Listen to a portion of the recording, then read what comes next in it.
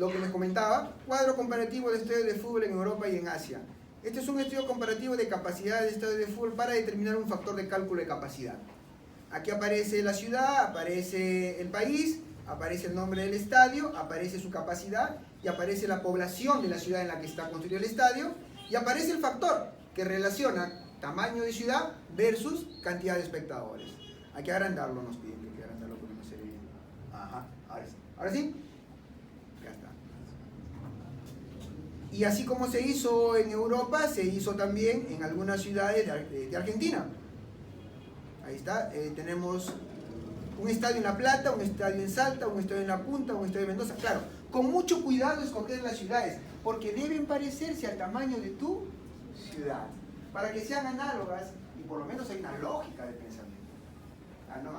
Yo no podría comparar lo que está sucediendo como fenómeno social en el fútbol en Nueva York que en Brasilia. O sea, hay dos diferencias abismales, tanto en idiosincrasia, tanto en tamaño de población, tanto en temas socioeconómicos.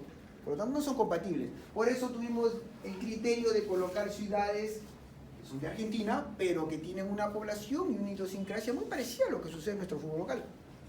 No son super ciudades de Argentina, son ciudades, provincias bastante tranquilas, muy parecidas a la nuestra. No tiene La Plata, Salta, La Punta, Mendoza. No está Buenos Aires. No nos podemos comparar con Buenos Aires porque el comportamiento es distinto. Es distinto. Sacamos un promedio de todas estas y nos daba como 0.005. Y luego sí fuimos entonces, no nos quedó otra cosa que ir a hacer un compilado en las ciudades de Sudamérica. En Perú estaba Trujillo con su pobre Mansiche de esos años que eran 11.000 personas. Luego teníamos a Colombia, en la ciudad de Pereira, con un estadio de 35.000 personas. Y ahí nos íbamos dando cuenta de las diferencias que existían. Trujillo tenía 11.000 para 780.000. Sin embargo, en Colombia había una ciudad en donde tenía 450.000 con un estadio que casi triplicaba el tamaño del nuestro. Y nos íbamos dando cuenta de que iban sucediendo cosas súper extrañas. Súper extrañas. Inclusive había uno que tenía menos de la mitad que nosotros y tenía un estadio que lo duplicaba. Entonces la conclusión ya estaba saliendo. Nos falta capacidad de estadio. Lo cual quedó demostrado en la Copa América que se hizo hace muchos años, ¿no? Que se tuvo que cerrar todo el centro a 2 kilómetros a la redonda porque la gente estaba fuera del estadio y no podía entrar. Un fenómeno que no estaba medido, un fenómeno que no se calculó lo que podría haber sucedido. Y hasta ahora sigo considerando que ese pobre estadio de Mancillo no sirve para nada. Hasta ahora sigo considerando que necesitamos, y vamos a hacer una copa mundial, sub-19, si no me equivoco. Sub-19, ¿no? Imagínate eso, lo que va a pasar. Pobre aquellos que vivan alrededor, pobre aquellos que viven alrededor de esta Mancillo. Lo siento mucho. Y luego hicimos lo mismo con Chile, y luego hicimos lo mismo con Bolivia, y sacamos un promedio sudamericano, y luego nos mandamos al Perú. En el Perú está Trujillo, Arequipa, Chiclayo, Cusco y Huancayo. Sacamos un promedio de factores en el Perú, y luego promediamos todos los promedios, y nos salió el promedio propuesto, que difiere del promedio propuesto por el Cisne de mi época. El promedio de mi época del Cisne era 0.04 espectadores por poblador. Y luego, para decir y para sustentar que no está bien, tuvimos que hacer todo este juego. Tuvimos que hacer todo este juego numérico para decir, ok, esto es el Cisne, no lo voy a usar. Me corresponde 0.005 por el estudio comparativo que acabo de realizar.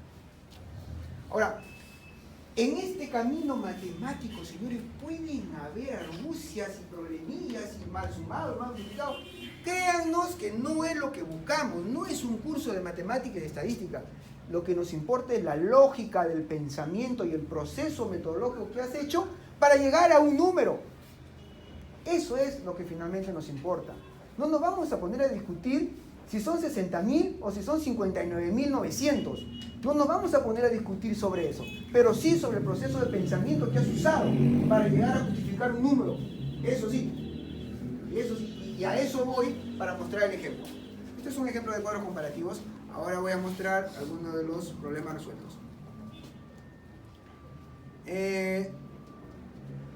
A ver, entonces estamos tratando de dimensionar un centro para niños autistas. Estamos tratando de dimensionar un centro para niños autistas. Complicado. Entonces el tesista empieza, el presente proyecto tendrá como elemento primordial para calcular su envergadura el número de niños con trastorno de espectro autista que existen en la ciudad de Trujillo hacia el futuro, específicamente hacia el año 2030. Hay números de eso, sí hay. INEI tiene cuántos niños autistas y también tiene los posibles cálculos de cómo van creciendo en el tiempo la cantidad de casos de niños autistas. Eso es importante para mí porque yo debo proyectar a 30 años. Y en el caso no exista ese número, porque puede ser que no existe, entonces echaré mano de una fórmula estadística estandarizada para crecimiento poblacional. Esa fórmula estadística está en internet, la bajan y simplemente colocan datos y te sale la proyección a 30 años, cuando no existe el dato. Si existe el dato, simplemente uso el dato que me está dando la fuente. Para esto se calculará en primera instancia la cantidad actual de población en edad escolar pertenecientes al área de primera infancia, de 3 a 5 años, y el área de niñez, de 6 a 11 años. Dicho dato se obtiene del Ministerio de Educación. Es decir, yo voy redactando y voy diciendo cómo encuentro los números. No los invento. Voy en mi proceso diciendo en qué me estoy basando y de dónde estoy sacando esos números. ¿Y qué estoy haciendo para encontrar? Tengo que decirlo.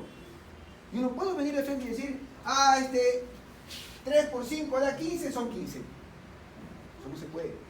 Hay que decir el proceso, hay que redactar el proceso, con mucha lógica. ¿Ok? Nos está diciendo primero, para hacer su primer escollo, saber cuántos niños autistas tiene. Empezó bien.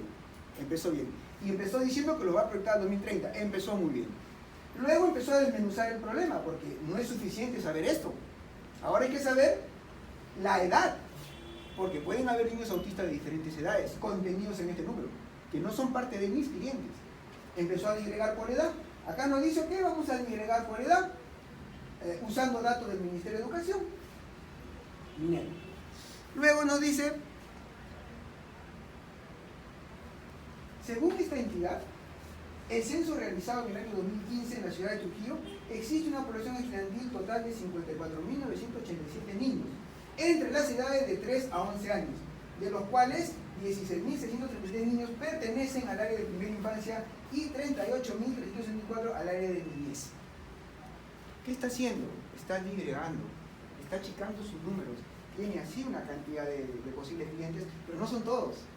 Está buscando parámetros para achicar números, para ir reduciendo hasta encontrar ¿qué? Ese número lógico tan ansiado que está buscando. Está reduciendo todo. Está disgregando, ¿no? Entonces dice, ok, a continuación se deberá proyectar el total de la población estudiantil del año 2015 al 2030. Lo que pasa es que en sus estadísticas solo había hasta el 2015. La tesis se realizó en el 2016. Por lo tanto, tiene que actualizar, volver a proyectar todos los datos a los nuevos años en los que estamos. Y luego proyectar al 2030. Lo que se realiza con la siguiente fórmula establecida. Ahí entra a tallar una fórmula estadística tradicional, población entre paréntesis, 1 más 0.015 elevado a la 16, de acuerdo a la cantidad de años que va a proyectar. Reemplazando datos con la población estudiantil obtenida, sería 54.000 por esto, lo que resulta en una proyección al 2030 de 69.777 niños entre las edades de 3 a 11 años correspondientes a la población estudiantil. Este número todavía no es el que estoy buscando. Todavía no son mis clientes. Tengo que seguir achicando esos números. Perfecto, seguimos. Se calcula entonces cuántos de estos niños presentan trastornos del espectro autista, porque esta es la cantidad de niños comprendidos en las edades que son mis clientes, pero no son autistas todos. Solo de esos hay una porción de niños, un porcentaje de niños que presentan el síndrome. Debo poder encontrar ese número. Correcto. Entonces no le queda otra que decir lo siguiente. ¿Cuántos de estos niños presentan trastorno del espectro autista en la ciudad de Trujillo? Para ello se utilizará el dato dado por la Guía para la Atención Educativa de Niños y Jóvenes con Trastorno del Espectro Autista, que es un estudio realizado por el Ministerio de Educación en el año 2011. Esta guía ya es un estudio científico, certero y profundo que dictamina los comportamientos porcentuales. De cuántos niños en esta edad, cuántos de esos podrían ser autistas. Ese comportamiento está estudiado y hasta hecho y dictaminado. En base a esa guía se calcula el resto. Bueno, se calcula el resto, claro. ¿Qué significa que ha encontrado estos documentos? Significa que ha profundizado, investigado, ha buscado, ha leído, se ha preocupado por encontrar los instrumentos que le ayuden a diagnosticar el número. Tú no te puedes quedar sentado esperando y nadie te diga cuál es el número. Tienes que esforzarte y ver cómo dentro de esa guía que te hemos dado encuentras el número buscado. Ok, yo creo que acá ha habido mucho criterio del estudiante en saber decidir qué instrumentos usar para sustentar. Claro, no ha sido de la noche a la mañana. Mínimamente ha habido una o dos observaciones y correcciones, porque todo el mundo se frustra cuando el número sale grande o sale chiquito. Y ahí te frustras porque ya no sabes qué hacer. Todavía hay caminos que recorrer. Entonces nos habla sobre la proporcionalidad de esto y nos dice, ok, los primeros estudios epidemiológicos comunicaron una prevalencia del autismo infantil de 4 a 5 por cada 10.000, lo que equivale aproximadamente a 1 de cada 2.000 personas. Sin embargo, en el estudio de fulanito de tal, la prevalencia era 1 en 1.500, y al incluir todos, autismo, Asperger, autismo atípico, etc., quedaba 1 cada 200. Sin embargo, en el último estudio también explicado en la misma guía, nos dice que, habla de la guía, 1 de cada 64 sujetos. Ese es lo que, al final, el dato que llegó a la guía. En base a esos números calcula ella, dice, entonces, tomando la relación dada anteriormente por el Minedu, de que 1 cada 64 personas en edad escolar presenta autismo, tenemos como dato dado al 2030 que existirá una población escolar con trastorno del espectro autista de 1.090 niños. Llegó al número. Llegó al número buscado. Ya es un número lógico.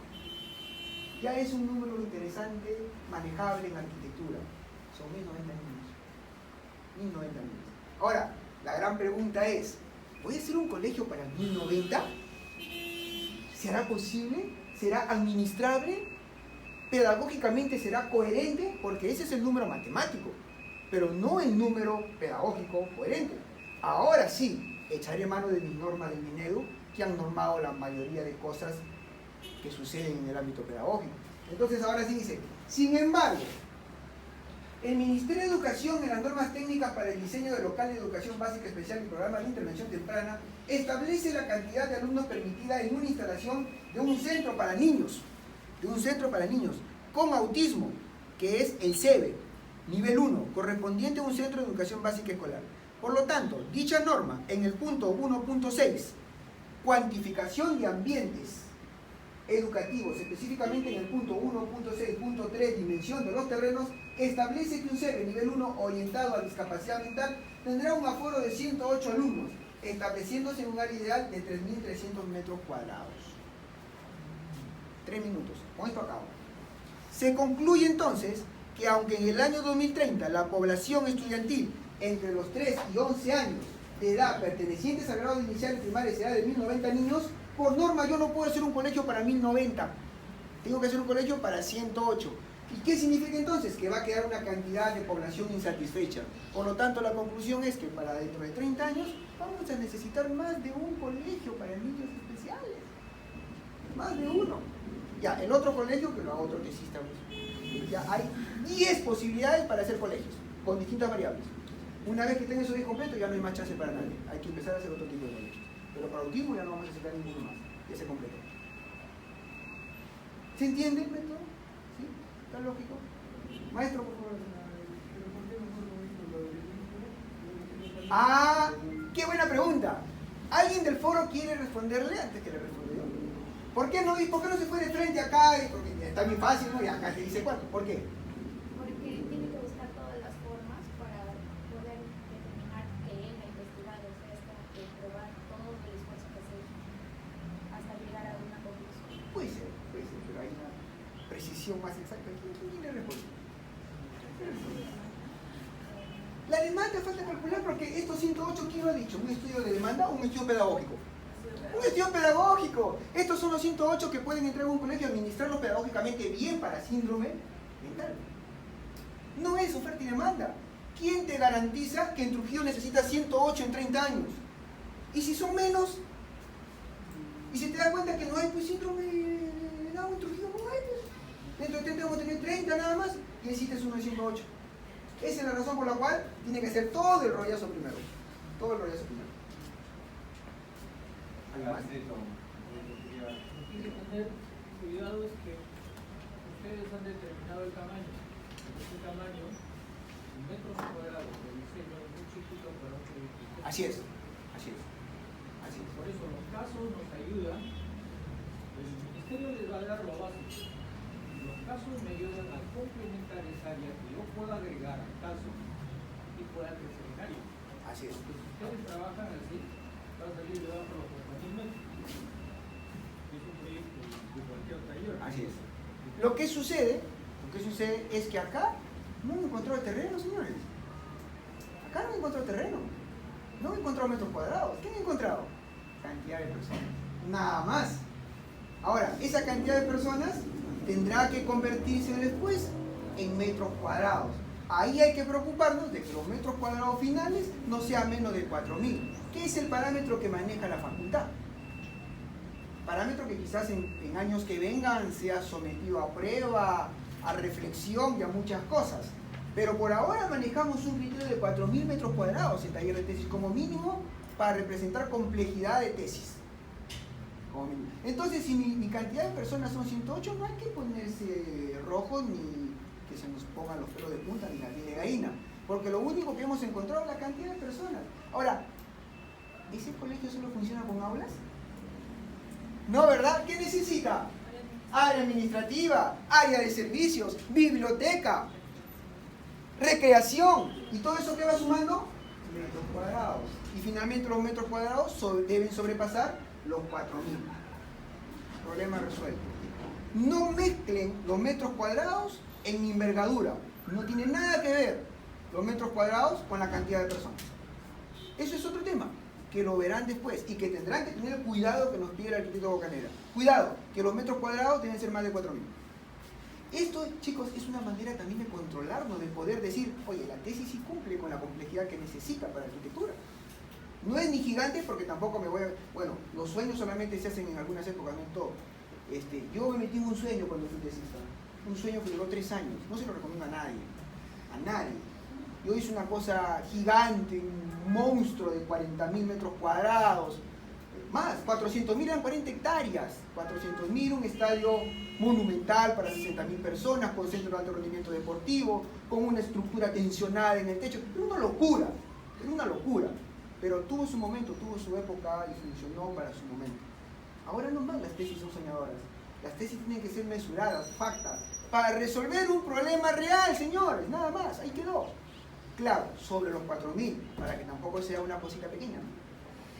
Esa es la idea. ¿Se entendió entonces? ¿Está claro? Muy bien. Sin más que decir. Dentro del paso de cuadros comparativos, ¿podemos ayudarnos de los análisis de casos que hemos presentado? Sí. Bueno, sí. Ahora, ojo, una cosa más, que ya me están haciendo acordar algo, que me he olvidado. Ahora voy a tener que seguir buscando más casos, pero ya no para la investigación ni para ver cómo afecta la variable de la arquitectura. Ahora van a ser casos para poder buscar su programa, si no, ¿cómo programan en la siguiente semana? Tienen que programar. ¿Estás viendo programa también, no? ¿Cómo no? Arquitecto, ¿cómo está viendo programa en su proyecto de tesis? Está en el documento. Listo, está en el documento. ¿Está vinculado al programa? Claro, claro.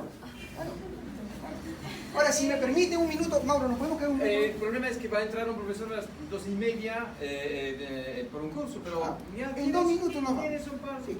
no te preocupes. Porque esto hay que vincularlo con la programación, porque si no está vinculado con la programación, no sirve de nada.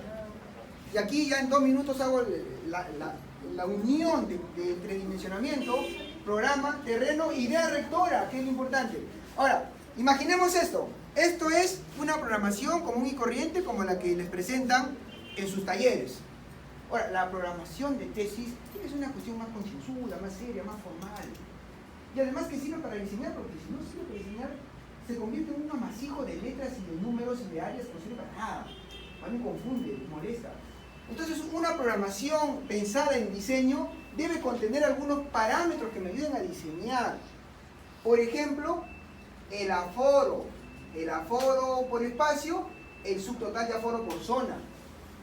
El aforo que es calculado de acuerdo a la norma es 130, porque ya hay espacio, ya hay tamaño y cantidad de espacios, por lo tanto ya hay metros cuadrados. Yo ya puedo saber normativamente cuánta gente entra en ese espacio, normativamente.